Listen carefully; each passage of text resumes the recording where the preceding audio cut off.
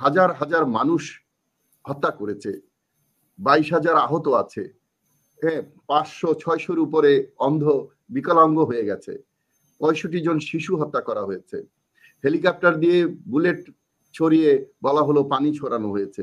তো সেই রকম একজন ব্যক্তিকে আশ্রয় দিয়ে আন্তর্জাতিক ভাবে যে খুব একটা ভালো কাজ করেছে ভারত এমন নয়। আরেকটা জিনিস মনে রাখতে হবে, ভারত কিন্তু তার নিজের আভ্যন্তরীণ সমস্যা এবং আন্তর্জাতিক রাজনীতিতেও দারুণ ভাবে চাপে আছে। চীন, আমেরিকা এবং জাপান সবাইকে ব্যালেন্স করে এই মোদী সরকার কিন্তু চলতে পারছে না। যে কোনো সময় একটা বড় ধরনের সমস্যা আসতে পারে। আরে ভারতে এক সময়, এখন এগুলো কমে গেছে, এক সময় রান্নাঘর ছিল ভারতে আর খাবার থাকার ঘর ছিল বাংলাদেশে, বা ভারতে থাকার ঘর এখানে রান্নাঘর, এরকমও বর্ডারে অবস্থা ছিল। একেবারে একটা পাড়া দুই দিকে, কিন্তু তাদের মধ্যে কোনো গোলাগুলি ছিল না। এই কাঁটাতারের বেড়া দিয়ে আমাদের মধ্যে শত্রুতা তৈরি করে ভারত ভুল করেছে বলেই আমি মনে করি। ভারতের শুভবুদ্ধি উদয় হওয়া উচিত। ভারতের আভ্যন্তরীণ এবং আন্তর্জাতিক রাজনীতির ক্ষেত্রে তাদের নীতি পরিবর্তন করা উচিত। প্রথম যে যারা দেশের মালিক জনগণ অত্যন্ত গুরুত্বপূর্ণ প্রশ্ন করেছেন, আবেগ প্রবণ, এবং প্রশ্নের মধ্যে উত্তরও আছে। তবে বর্তমান অন্তর্বর্তীকালীন সরকার সম্পর্কে সমালোচনা, নেতিবাচক মন্তব্য করলেন। হ্যাঁ, আমাদের এই সরকার প্রায় 1.5 মাস হয়ে গেল। তো এই ধরনের পরিস্থিতিতে যখন একটা সরকার আসে, যেমন এটা বিপ্লবী সরকার, যদিও নাম দেওয়া হয়নি বিপ্লবী বা মার্শাল, তখন অন্তত চমক দেখানোর জন্য অথবা মানুষের দৃষ্টি আকর্ষণ করার জন্য কিছু কিছু কাজ করা প্রয়োজন বলে সবাই অনুধাবন করেন। কিন্তু এই সরকার তেমন কোনো মানে এরকম চমক অথবা তাদের বিচক্ষণতা দেখাতে এখনো পারেনি। শুধুমাত্র প্রধান উপদেষ্টা উনি আন্তর্জাতিকভাবে ফোন করে বিভিন্ন সম্পর্ক তৈরির ক্ষেত্রে পাকিস্তান থেকে শুরু করে এবং 200 দেশের স্বীকৃতি গ্রহণ করা এবং প্রায় 92 জন নোবেল প্রাপ্ত লোকদের প্রশংসা কুড়ানো ছাড়া আমরা এই সরকারের তেমন উল্লেখযোগ্য কোনো কাজ দেখতে পারিনি। এই জন্য জাতি একটু হতাশার মধ্যে আছে, এর মধ্যে কোনো সন্দেহ নেই। তো ইলিশ মাছ নিয়ে একটু কথা বলে আমি ওখানে আসছি। ইলিশ মাছকে আমরা বলি যে ইলিশ হলো দেশের মধ্যে মাছের রাজা ইলিশ, আর পুলিশ ছিল দেশের রাজা পুলিশ। সেই পুলিশ নিজেই নিজেকে ধ্বংস করেছে। আর ইলিশ কিন্তু নিজেই ধ্বংস করছে না, ইলিশকে ধ্বংস করছে আমরা। এই যে ডক্টর কলিমুল্লাহ বলছেন যে পদ্মা মেঘনার যে মোহনা, এই যে প্রাকৃতিক একটা পরিবেশ, এই কারণেই কিন্তু ইলিশ এখানে আসে। নাহলে পৃথিবীতে এত জায়গা রাখতে এইখানে কেন আসে? এটা তাদের প্রজননের জন্য এবং তাদের জীবন যে প্রবাহ, তার জন্য এই জায়গাটা উপযোগী বলেই তো আসে। কিন্তু আমরা কি সেই পরিবেশ রক্ষা করছি?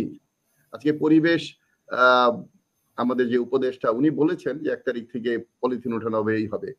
তো ওই মোহনায় যে সময় অসময় যেভাবে মাছ, জাটকা মাছ ধরা হয়, এইগুলোর দিকে মনোযোগ দেওয়া উচিত। আমি এই ইলিশ দেওয়া নেওয়া নিয়ে আমি এত বেশি ইমোশনাল হতে চাই না। তো দেশের প্রয়োজনে, আন্তর্জাতিক সম্পর্কের প্রয়োজনে, আর একজন খারাপ ব্যবহার করলো বলেই আমরা খারাপ ব্যবহার করব, আমরা ভালো ব্যবহার করেও কিন্তু তাদেরকে আবার সঠিক পথে আনতে পারি। এই যে শেখ হাসিনাকে ওনারা আশ্রয় দিয়েছেন, কেন? যুক্তরাষ্ট্র তো সেই সুযোগ দেয়নি। তাহলে দিয়েছেন যে, আমি যেটা ব্যক্তিগতভাবে মনে করি যে শেখ হাসিনা বলেছিলেন যে আমরা যা দিয়েছি সারা জীবন মনে রাখবে ভারত। তারই অংশ হয়তো অন্তত ওনাকে মনে রেখেছে, কিন্তু এটা হিতে বিপরীত হতে পারে আন্তর্জাতিক ক্ষেত্রে। আজকে যে হাজার হাজার মানুষ হত্যা করেছে, 22,000 আহত আছে, হ্যাঁ, 500-600-র উপরে অন্ধ বিকলাঙ্গ হয়ে গেছে, 65 জন শিশু হত্যা করা হয়েছে, হেলিকপ্টার দিয়ে বুলেট ছড়িয়ে বলা হলো পানি ছড়ানো হয়েছে। তো সেই রকম একজন ব্যক্তিকে আশ্রয় দিয়ে আন্তর্জাতিক ভাবে যে খুব একটা ভালো কাজ করেছে ভারত এমন নয়। আরেকটা জিনিস মনে রাখতে হবে, ভারত কিন্তু তার নিজের আভ্যন্তরীণ সমস্যা এবং আন্তর্জাতিক রাজনীতিতেও দারুণ ভাবে চাপে আছে। চীন, আমেরিকা এবং জাপান সবাইকে ব্যালেন্স করে এই মোদী সরকার কিন্তু চলতে পারছে না। যে কোনো সময় একটা বড় ধরনের সমস্যা আসতে পারে। এবং আমাদের সাথে ভালো সম্পর্ক না রাখলে, ডক্টর ইউনূস বলেছেন যে 7 সিস্টার, অনেকে বলে সেভেন সিস্টারের সাথে শেখ হাসিনা আরেকটা সিস্টার যোগ হয়েছে, 8 সিস্টার এখন ওনাদের হাতে।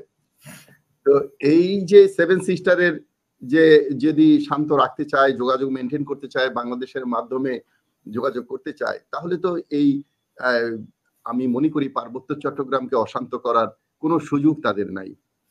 যাই হোক, তারপরেও আপনি প্রশ্ন করেছেন যে এই পার্বত্য চট্টগ্রামের সমস্যা কিন্তু দীর্ঘদিনের সমস্যা। আর এর যে শান্তি চুক্তি হয়েছিল, আমার কিছু ছবি আছে যে আমি অস্ত্র কালেকশন করছি, এটা অস্ত্র কালেকশনের হয়েছিল, অভিযান হয়েছিল, অস্ত্র উদ্ধার। সেখানে আমার কিছু ছবি আছে ওই ওখানকার নেতা এবং ডিসিদের সাথে, এবং যারা আত্মসমর্পণ করেছিলেন তাদের, সেই স্মৃতি মনে পড়ে, অনেকদিন আগের কথা। সেই অস্ত্র কিন্তু যে সম্পূর্ণ অস্ত্র, যেমন লিবারেশন ওয়ারে আমরা সব বিজয়ের পরে সব অস্ত্র জমা দেইনি, তারাও কিন্তু সব অস্ত্র জমা দেয়নি। এবং অস্ত্র দেওয়ার পরে যে শান্তি চুক্তিটার যে হলো, এটা অনেকটা, অনেকে বলেন যে শেখ হাসিনা নোবেল পুরস্কার পাবেন এই উপলক্ষে একটা চুক্তি করে শান্তির বাণী শোনানো হয়েছিল, কিন্তু সেটাতেও উনি সাকসেসফুল হন নাই। আবার অন্যদিকে পাহাড়িরাও কিন্তু এই চুক্তি যে ফল সেটা পায়নি, এখনো তারা আজকেও দাবি করে শান্তি চুক্তি প্রতিষ্ঠিত হলো না কেন। আর সবচেয়ে বড় কথা যে আমরা তো ওখানে মাটিতে হেঁটে দেখেছি, আমাদের যে স্যাটেলার, এই স্যাটেলার ঢুকার কারণে মনে করেন ওদের যে সামাজিক এবং সাংস্কৃতিক যে পরিবেশ সেটা ধ্বংস হয়েছে, এর মধ্যে কোনো ডাউট নাই। আপনি মনে করেন মুসলিম অধ্যুষিত দেশে বা একটা এলাকায় যদি অন্য ধর্মের বেশি লোক ঢুকে যায়, তাহলে তো একটা বিশৃঙ্খলা হতেই পারে। সো মানুষ হলো কি, যে যে জাতের বা যে গোত্রের, সেখানে একসাথে তাদের ওটা রক্ষা করতে চায়। আমরা ওখানে গিয়ে মসজিদ বানিয়েছি, তাদেরকে লুঙ্গি পরা শিখিয়েছি। আমি তো সবচেয়ে একেবারে মুরং, যারা অর্ধ লঙ্গ, তাদের সাথে কাজ করেছি। তবে তারা আগে অনেক ভালো ছিল। একটা ঘটনা বলি, আমরা একদিন পেট্রোলিং করছি, টমেটো ছিঁড়ে খাচ্ছে আমার ইয়েরা, ট্রুপস, এবং খিরাই খাচ্ছে। তো দূরে বসে উপজাতি ছেলেমেয়েরা খুব হাসতেছিল। তো আমার একজন দোভাষী ছিল, সে বাংলা বুঝতো এবং মুরং ভাষা বুঝতো, তো নাম ইয়ং, বেঁচে আছে কিনা জানি না। ইয়াংকে আমি জিজ্ঞেস করলাম তারা এত খুশি হলো কেন, আমরা এইগুলো খাচ্ছি তাদের ক্ষেত থেকে। বললো যে খুশি হয়ে হাসতেছে না, তারা অবাক হয়েছে যে এই মানুষগুলো কিভাবে একটা ক্ষেত থেকে আরেকজনের ফসল না বলে খাচ্ছে, এই জন্য তারা হাসতেছে, নট যে তারা খুব খুশি হয়ে গেছে। আমি সেই দিন তাদের প্রতি, তাদের যে মানসিকতা, আপনি দেখেন ঝুম ঘরে তারা, তাদের কোনো তালা ছিল না, এই স্যাটেলার যাওয়ার পরে তালা দিতে হয়েছে। কত লজ্জাস্কর ঘটনা।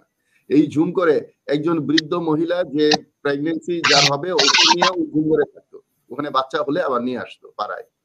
তো এখন ওই ঝুমকরকে তালা দিতে হয়, ফসলকে পাহারা দিতে হয়, এগুলোর কারণ হলো স্যাটেলাইট ঢুকানো। স্যাটেলাইট ঢুকানোটা এটা আলাদা একটা বিতর্ক, যে একজন রাষ্ট্রনায়কের চিন্তা ছিল যে স্যাটেলাইট ঢুকায় বোধহয় তাদের দমন করা যাবে, আর আরেকজন রাষ্ট্রনায়ক বলেছিল তোমরা বাঙালি হয়ে যাও। যে আমরাও কিন্তু তাদের প্রতি যে মানবিক ব্যবহার করেছি, এই যে ইমোশনাল বলি না, আমাদের রাজরাজারাও বা যারা ক্ষমতায় ছিল তারা তো কম ইমোশনাল ছিল না, বর্তমানে অনেক ইমোশনাল আছে, ওনারা অনেক ইমোশনাল কথা বলেন, কিন্তু শুধু যত দোষ নন্দ ঘোষ, জনগণের ইমোশন নিয়েই খেলাটা একটু বেশি হয়। যাই হোক, হ্যাঁ আমি শেষ করছি এইভাবে যে 1971 সালের আগে থেকেই পূর্ব পশ্চিম পাকিস্তানের সাথে ইন্ডিয়ার, এর আগে তো 65 সালে একটা বড় যুদ্ধ হলো, সেখানেও তারা অনেক নাজেহাল হয়েছে। তো আমাদের কিন্তু ঐতিহাসিক ভাবেই তারা শত্রু, তারা সরকার খোঁজে, যেমন এখন আবার আলোচনা করছে কোন সরকার যদি তাদের তল্পি বাহক হয় তাহলে তাকে ধরে আবার এই দেশের ক্ষতি করবে। এই জন্যই মানুষের জেদ যে কেন আমরা তাদেরকে লিস্ট দেব। একটা দেশের, একটা পার্শ্ববর্তী দেশের জনগণের মধ্যে, আরে ভারতে এক সময়, এখন এগুলো কমে গেছে, এক সময় রান্নাঘর ছিল ভারতে আর খাবার থাকার ঘর ছিল বাংলাদেশে, বা ভারতে থাকার ঘর এখানে রান্নাঘর, এরকমও বর্ডারে অবস্থা ছিল।